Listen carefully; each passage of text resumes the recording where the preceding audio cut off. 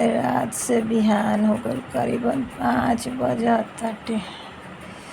हम तो सोचले रही कि हर रात के बाद एक नई सुबह होला, सिर के दर्द ठीक हो जाई, गुस्सा हमार क्रोध कम हो जाई, लेकिन इ सब हमरा के बहुत गुस्सा दिलावत है। सब पहिले हम कुछ ना बोलत रही, कहीं कि हमरा जेकरा से मैटर बा हम ओकरा के दोषी देत रही, अपना पति के देत रही। लेकिन आज कहतनी कि में सब हमर चारों नंदी सब शामिल बाइसन, ओकनी के बेटी शामिल बाइसन।